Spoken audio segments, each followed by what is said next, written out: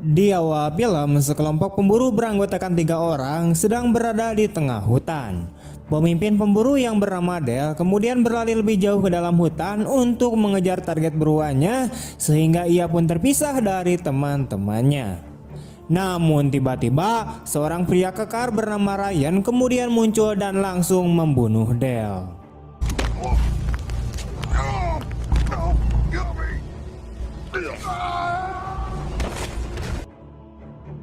Di sini diketahui jika Ryan adalah mantan perwira polisi dan motif Ryan membunuh Del adalah sebagai balas dendam karena Del terlibat dalam pelaku pembantaian keluarganya beberapa tahun yang lalu.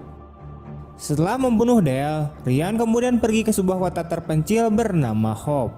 Kota tersebut dikuasai oleh sebuah geng motor yang kejam yang bahkan membuat Sheriff dan semua masyarakat di sana hanya diam dan ketakutan. Namun demi misi balas dendamnya, Ryan tidak takut sama sekali dan terus melanjutkan perjalanannya. Dia kemudian berhenti di sebuah pom bensin untuk menanyakan tentang penginapan di kota tersebut kepada pemilik pom itu yang bernama Kirby. Di mana Ryan diberitahu bahwa hanya ada satu-satunya motel di kota ini yang terletak tidak jauh dari pom bensin miliknya. Hotel down the street. Karena jarang sekali ada orang dari luar kota yang berkunjung ke Hope, motel yang dikelola oleh seorang gadis cantik bernama Darcy itu selalu sepi pengunjung. Darcy sendiri tidak mengerti mengapa Ryan begitu berani datang ke Hope, mengingat kota tersebut dikenal sangatlah berbahaya. Namun Ryan hanya menjawab bahwa dia datang untuk suatu urusan. Di tempat lain, seorang agen khusus FBI bernama Frank sedang mengatur rencana dengan rekan-rekannya untuk memburu Del yang selain melakukan kejahatan membunuh orang, ia juga merupakan seorang pemerkaos.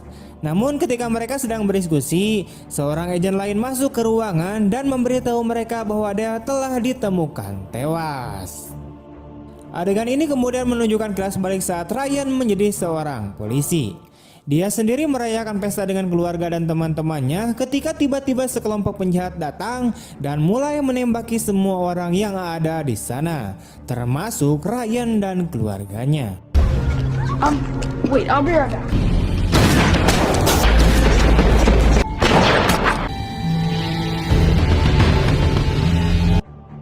Pemimpin para penyerang yang bernama Drake melakukan kejahatan tersebut karena dia memiliki dendam terhadap petugas polisi yang telah menjebloskannya ke penjara di masa lalu. Jadi dia bertekad untuk membalas dendam dengan membunuh para polisi itu dan semua keluarga mereka. Dan Ryan adalah salah satu polisi yang menjadi targetnya. Namun secara ajaib, Ryan berhasil selamat meskipun tertembak.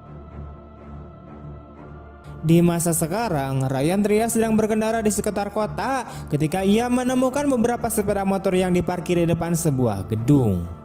Beberapa saat kemudian, seorang anggota geng motor kemudian keluar dari gedung tersebut dan melihat seekor anjing yang terus menggonggong padanya, di mana dia menjadi sangat kesal. Jadi dia mengeluarkan pistolnya berniat untuk membungkam anjing tersebut. Untungnya sebelum dia menarik pelatuknya, Ryan kemudian datang untuk menghentikannya sebelum memberinya pelajaran dengan memukulinya.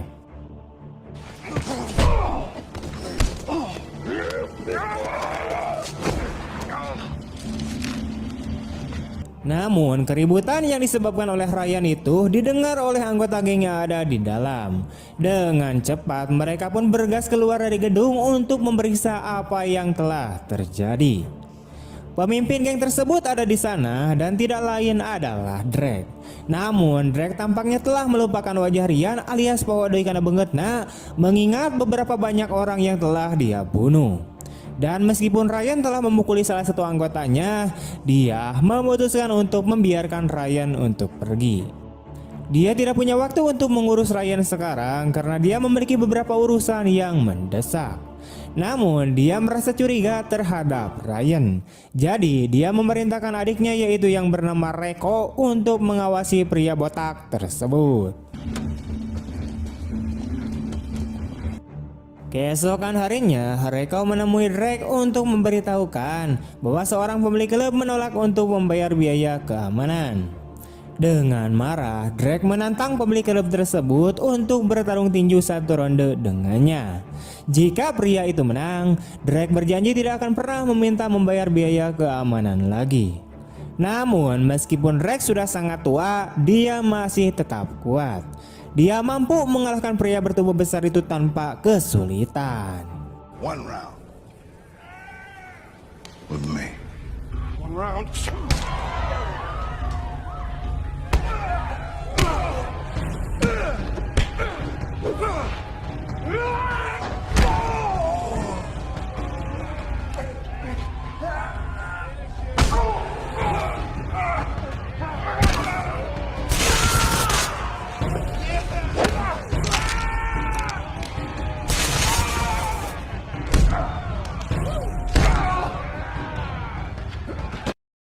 Drake yang pemaaf kemudian memutuskan untuk melepaskan pria itu, dan bagaimanapun juga Drake masih membutuhkan uangnya dan pria itu tidak akan bisa memberikan Drake uang lagi jika dia meninggal.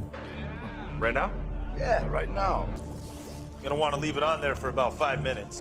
Namun pemerasan bukanlah satu-satunya cara Drake dan gengnya untuk menghasilkan uang.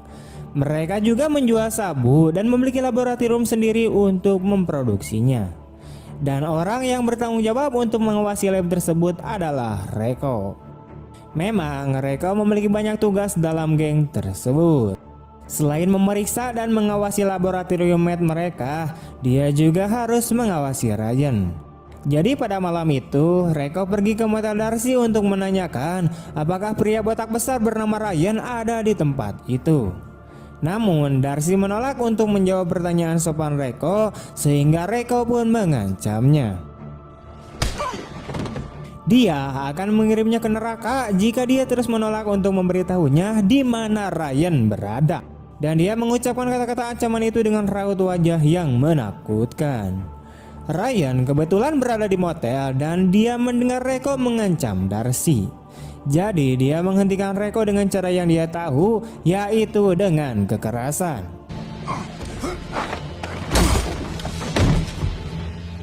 You okay? Melihat Reiko dipukuli dan dilempar-lempar seperti itu, Darcy kemudian memperingatkan Ryan bahwa orang yang dipukulinya adalah adik dari pemimpin geng motor brutal, yaitu Drake. Dan Drake akan membalas dendam jika dia tahu adiknya disiksa. Namun Ryan sama sekali tidak peduli. Sebaliknya, dia membawa Reiko ke depan lab geng tersebut dan mengikatnya ke sebuah mobil. Kemudian dia membiarkan mobil itu melaju dan menabrak laboratorium dan menyebabkannya meledak.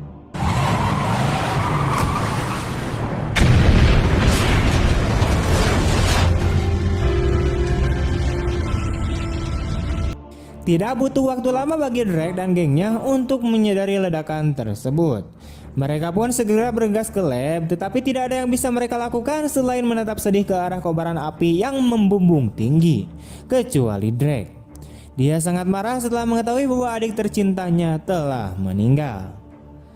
Tidak lama kemudian, Sheriff dan salah satu anak buahnya datang ke tempat kejadian untuk memeriksa apa yang telah terjadi.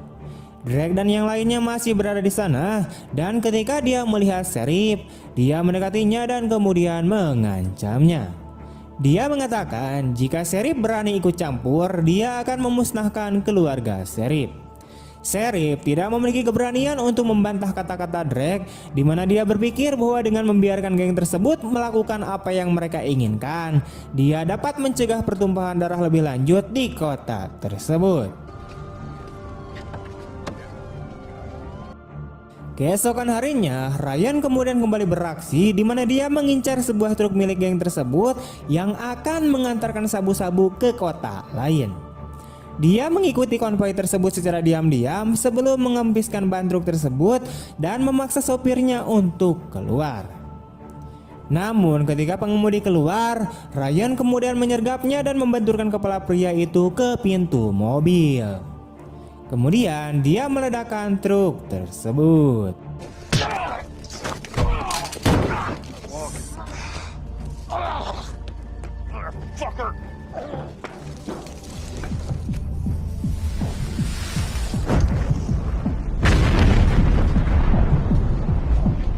Kehancuran truk tersebut diketahui oleh seorang anggota geng yang kemudian melaporkannya kepada Drake.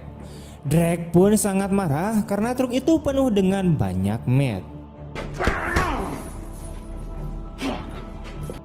Dia telah kehilangan banyak uang karena orang gila yang telah menghancurkan truknya.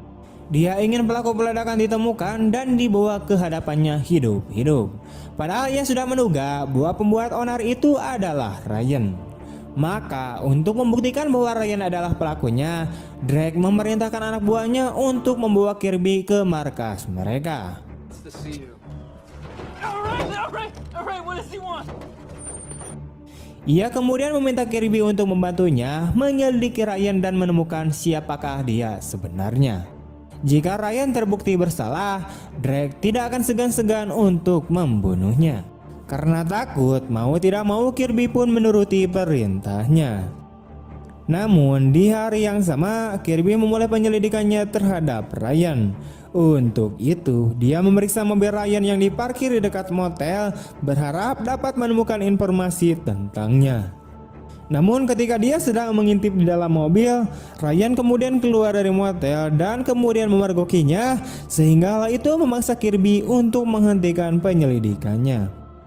Sambil tersenyum canggung, ia kemudian mengundang Ryan untuk minum di rumahnya yang kebetulan tidak jauh dari motel tersebut. Tapi Ryan tidak bodoh. You wanna get a beer? A little early. Ketika mereka tiba di rumah Kirby, Ryan bertanya mengapa dia menggeledah mobilnya tadi. Dan dengan demikian, Kirby mengaku bahwa Drake hanya memerintahkannya untuk mencari tahu tentang identitas Ryan. Namun saat Kirby selesai berbicara, mereka kemudian mendengar suara sepeda motor berhenti di depan rumah.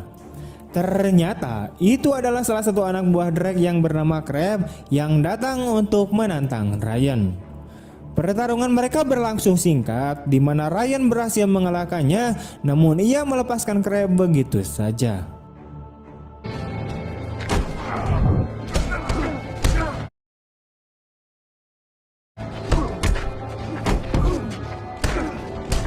God damn it.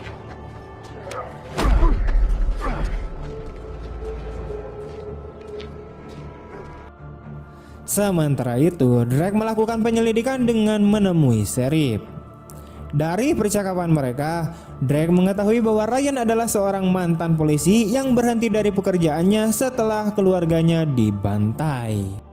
Drake berterima kasih kepada Sheriff atas informasi tersebut dan memberinya sejumlah uang. My best. Do better. Malam harinya, Drake dan anak buahnya pergi ke rumah Kirby saat pemiliknya sedang tidur. Dia kecewa karena Kirby tidak dapat diandalkan, bahkan untuk hal yang sederhana seperti mencari informasi tentang seorang pria botak. Maka sebagai hukuman atas ketidakmampuannya, Drake kemudian memerintahkan Crab untuk membunuh Kirby.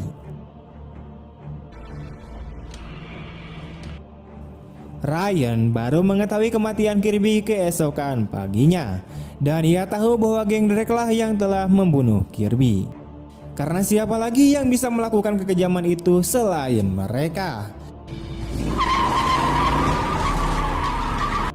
Jadi tanpa membuang waktu, Ryan kemudian pergi ke salah satu klub Drake di mana dia menghajar semua anak buah musuhnya.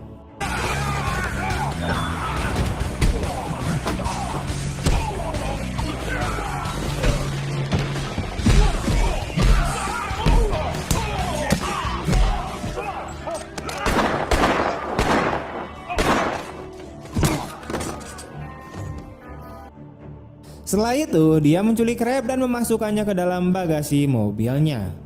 Kemudian, dia membunuh Crab dan membuang mayatnya di depan markas geng tersebut. Drake sangat marah melihat orang kesayangannya telah mati. Dia pun segera memerintahkan semua anak buahnya yang tersisa untuk berkumpul dan menyiapkan senjata karena mereka akan memburu Ryan. Malam harinya di motel, Darcy mendengarkan suara-suara mencurigakan dari luar. Jadi dia bangkit dari sofa dan mengambil senapannya, siap untuk menembak siapapun yang menerobos masuk. Namun Ryan yang sudah menduga bahwa itu adalah musuhnya meminta Darcy untuk berlindung di balik meja resepsionis. Beberapa saat kemudian, pintu depan terbuka perlahan dan anak buah Drake pun masuk. Ryan sengaja menunggu sampai mereka semua berada di dekatnya. Dan ketika dia merasa mereka berada dalam jangkauannya, dia kemudian menyuruh Darcy untuk mematikan lampu. Kegelapan total menyelimuti ruangan selama beberapa detik berikutnya saat suara tembakan terdengar.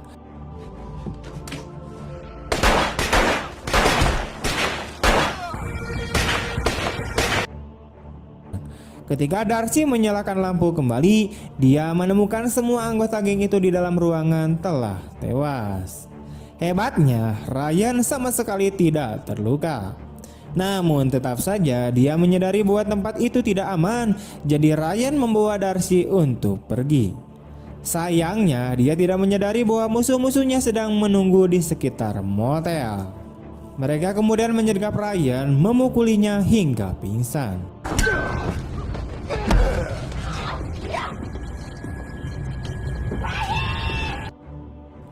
Saat Ryan terbangun, dia pertama kali melihat wajah cantik Drake. Dia dan Darcy telah dibawa ke markas geng tersebut dan tangan Ryan kini diikat ke kursi, membuatnya tidak bisa bergerak bebas. Drake mengatakan kepadanya bahwa dia akan membunuh Ryan dan Darcy. Namun sebelum menghabisi keduanya, dia akan mencicipi tubuhnya terlebih dahulu. Setelah mengatakan itu, dia kemudian memerintahkan salah satu anak buahnya untuk menyiksa Ryan sementara dia mundur ke ruang belakang. Dan demikian penyiksaan pun dimulai. Pria tangguh itu memukuli Ryan dengan keras dan dia tampak menikmatinya. Namun tiba-tiba Ryan dapat melepaskan tali yang mengikat lengannya sehingga dia dapat memukuli balik pria tangguh itu. Drake wants you alive.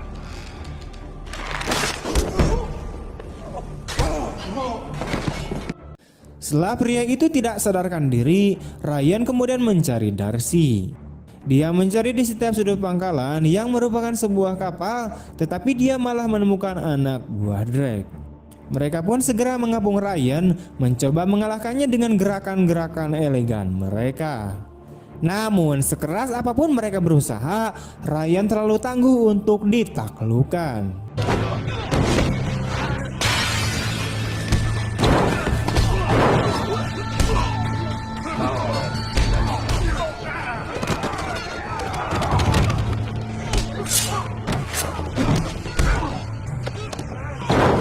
Setelah menjelajahi kapal tersebut, Ryan pun akhirnya berhasil menemukan Darcy. Dia kemudian melepaskan ikatannya dan mereka mulai mencari jalan keluar dari kapal tersebut. Namun tentu saja Drake tidak akan membiarkan Ryan untuk melarikan diri. Ryan menyadari bahwa waktu untuk duel terakhir telah tiba, jadi dia menyuruh Darcy untuk pergi sementara dia bertarung melawan Drake. Namun sebelum mereka memulai bertarung, Drake mengatakan kepada Ryan bahwa ia mengingatnya sebagai mantan polisi yang keluarganya ia bantai sebelum ia datang untuk memerintah di Hope. Selama ini dia mengira Ryan sudah mati. Setelah pengungkapan itu, duel di antara mereka pun akhirnya dimulai. Keduanya saling bertukar pukulan, namun serangan Ryan lebih kuat sehingga mampu menjatuhkan Drake.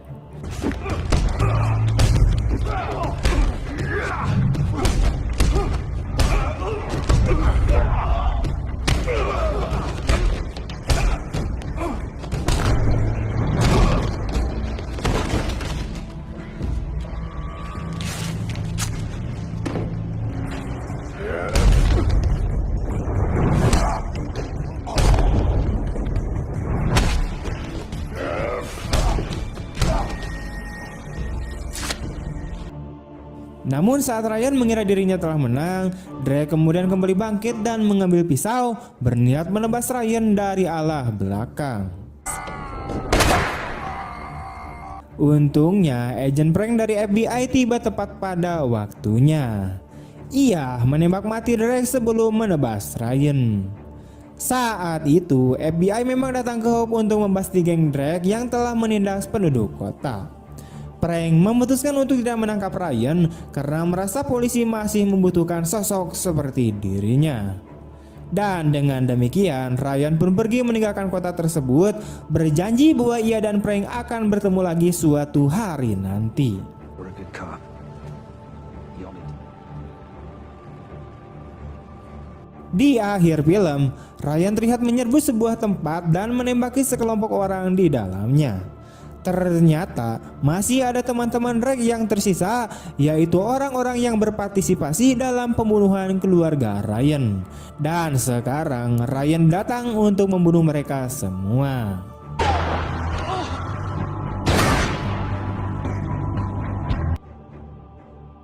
Setelah balas dendamnya selesai, film pun akhirnya berakhir. Tamat.